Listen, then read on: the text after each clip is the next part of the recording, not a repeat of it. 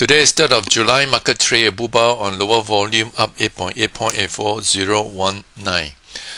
Now over here we have a bullish gap. This is the positive development, and in the process it actually took out this intermediate resistance and managed to actually move up, and just before this resistance of 4,000 there'll be a reaction but generally positive, and we have a breakout on increased volume. So we do expect a pullback, so that is perfectly normal. So today's bull bar on lower volumes is not really of a concern. More importantly, you want to make sure that it actually continue to trade above the 4,000 support. It is now trading at all-time high. Now let's take a look at the US markets. This is first Nasdaq. On the weekly charts, managed to actually take out this resistance with a wide range bar. And this week itself we trade a small body. We still got 2 more days to go, but if you notice the volume is actually quite low. Again, it is normal to have a pullback. Mentioned previously that though we have a nice breakout here, but the volume will have been significantly higher. So again, pullback from here is a normal reactions, and important, hold above this support level.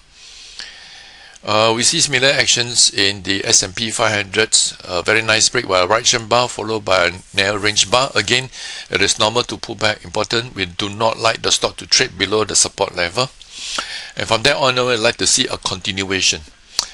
Now the fact that the Federal Reserve had indicated that September is likely to have a interest rate cuts, so generally positive for the equity market. If you take a look at the 10-year Treasury yield, managed to find some traction. You may move up, and just below 4.4% there's a bit of resistance, and from there onwards, when the cuts materialize, it's likely to continue to move forward. Now market usually act in anticipation, so we like to actually watch this. If it continue to move down, it's generally positive. Now this is a chart of Brent crude. If you notice, it managed to actually break the supports, now trading below $70. So this appeared to be an aberration as a result of the Israel attack on Iran.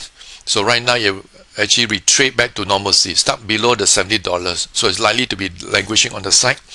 So this being the case, oil related stock generally will be lackluster. Let's turn our attentions to the stock we'll be discussing.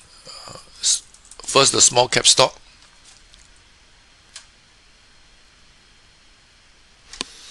This is Centurion. Notice 1326 are diverging, rising and diverging. This is an indication of strong trend. Here we have a breakout. This is a contraction setup. Notice the breakout currently high volume. This is positive. Look for pullback and look for a new setups to go long. Take note that this is actually trading above the prior high, so it's actually now at all-time high. Ben United stock has a very nice breakout over here. This is a small dipper setup, break with a wide range bar and follow through, and followed by 2 inside day on lower volume, generally positive. If we can continue to trade sideways closer to daylight, that would be better. We'd like to look for a decisive break above the high of 90 cents. Hong Leong Asia, trading with increasing daylight, now experiencing a pullback. Again, we'd like to actually look for setup here and eventually break this recent high here of 166. LHN. Over here we have a very nice big dipper breakouts and follow through nicely, followed by a rabbit head setup and actually broke up again on increased volume. Look for pullback, look for new setups to go long. OKP. After the gap up, the stock actually has shallow pullback and managed to break out. Here we have another setup, and in fact we have a series of setup. Today it traded inside day on lower volume. I would like to look for a setup, eventually take up this high here of 915.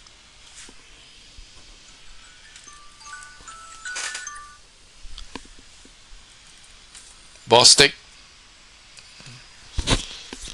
This stock is slightly weaker though. Over here, very impressive a bullish gap on increased volume followed by a pullback and a big dipper breakout. Notice the last few sessions itself you trade small body, so this generally indicate a lack of momentum or weakening momentum. I'd like to observe, see what happened. Look for a pullback here and look for new setups to go long.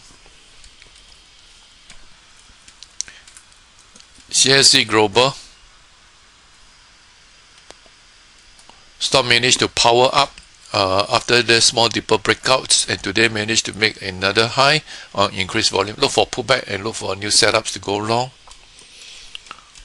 Food Empire stock is much weaker compared to the other stocks.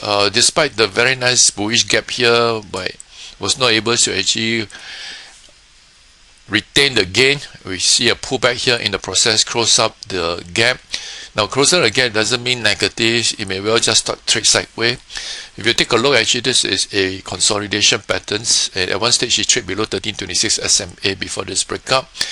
So the fact that the moving average are generally flat, it does indicate a lack of trend characteristics, so more likely it will continue to trade sideways and perhaps on a base and eventually look for a break on the upside.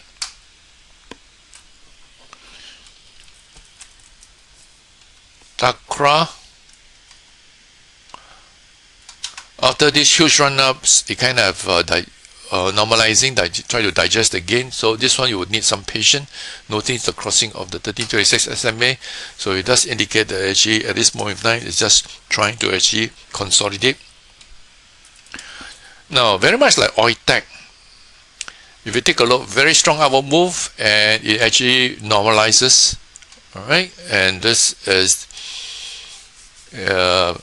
basically trying to digest this run-up move, and right today we managed to see a wide range bar. Now if you take a close look,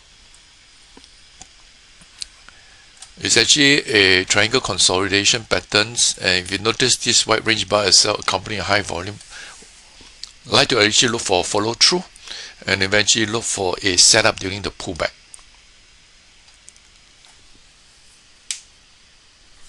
Turn our attention to the banks. Now, despite the strong move in STI, the bank actually did not dominate. It was mainly driven by the property stocks. So if you take a look at the banks, run up and experiencing pullback, right? Technically, we don't have a setup because the moving average are generally flat, but we just observe. You can have better clarities by looking at the weekly charts. So this is what happened. It actually run up, but again, if we can take a look, this is really part of consolidation. UOB, similar patterns, run up, and generally there's no trend characteristics. OCBC. Alright, so these three banks actually exhibit similar patterns. If you take a look at the longer term basis, it's actually consolidating. So as mentioned, the move is actually driven by the property stocks. Now this is Keppel.